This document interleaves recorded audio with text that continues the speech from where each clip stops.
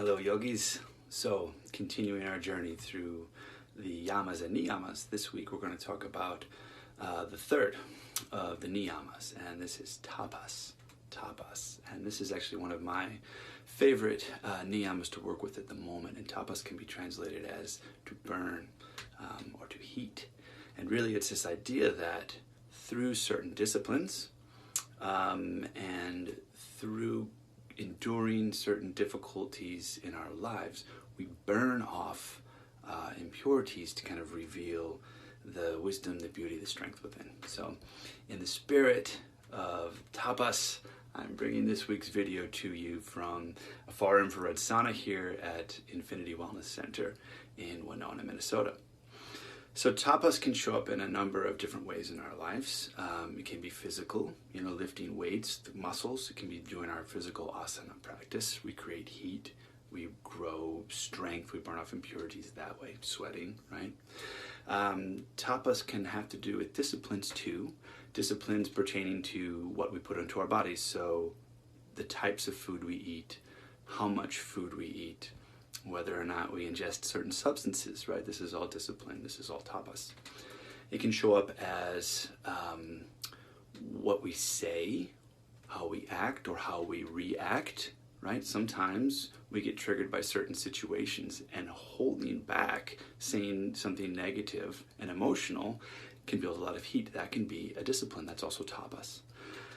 And very often it shows up in our lives as enduring very difficult mental, emotional types of situations, right? There's an old saying we've all heard that goes, what doesn't kill us makes us stronger. Well, I think we can all probably think back to some time in our life where we were in a situation that really sucked, right? That was really difficult at the time we were going through it. But looking back on it, somehow that situation made us stronger or made us a bit wiser, right? It was a necessary part of our growth for us to become the humans that we are becoming today. And so tapas would not only ask us to endure those difficult situations, but actually to embrace them while we're in them, right?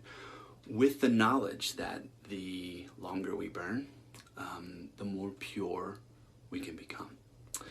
Now, there is and has been quite a bit of confusion that can come around this concept of tapas. And, over the centuries, you hear of lots of extreme sadhus and ascetics who do things like, hold their arm up in the air for years without ever putting it down. And eventually the muscles atrophy and fade away, and the hand is crippled, and you can no longer use the hand, right? And in the name of tapas, essentially. But there are scriptures like the Bhagavad Gita, for example, that are very clear on the distinction here, right? The Bhagavad Gita says, look, there are lots of spiritual disciplines that will help you. But when it comes to the point of harming your body, that's really just self-torture. Sri Swami Satchitananda sums it up very nicely. He says, look, self-discipline is an amazing tool for spiritual growth. Self-torture is simply creating another obstacle and actually pulling you further away from your goal. Satchitananda also makes a beautiful metaphor, a beautiful comparison about gold and tapas, right? Because the process of turning ore into gold involves heat to burn off the impurities. But a goldsmith doesn't do this out of neglect or out of any sort of hatred that he has for the gold. In fact, it's done out of great love and with great care, because the goldsmith wants to create something pure and something beautiful, right? And so if we can really remember this image as we're working with tapas in our own lives and in our own bodies, and recognize that, look, these are temples, these bodies are temple, right?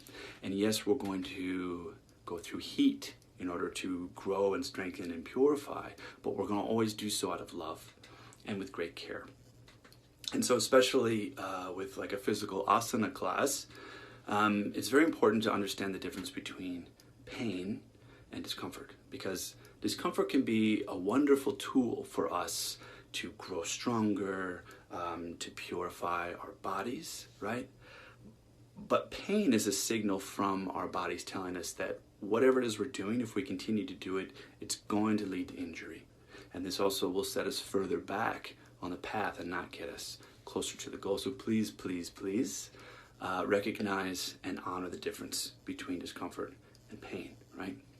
And with that in mind, as an intention, this week, especially moving through your physical asana, I would invite you to play around with this concept of tapas, this idea of going into the heat and staying in the heat a little bit longer rather than our natural tendency to immediately pull back, with the intention of growing stronger and purifying. And just see how that changes your practice, see how that changes your mentality on how you deal with difficult situations, both physically and emotionally, that come into your life. So this is the idea of tapas, of purification through heat and through discipline. Next week, we're going to talk about the fourth of the niyamas, which is svadhyaya, which has to do with self-study and study of scriptures and that sort of thing. So look forward to talking to you about that next Monday, 5:30, Palm and Pine. See you then.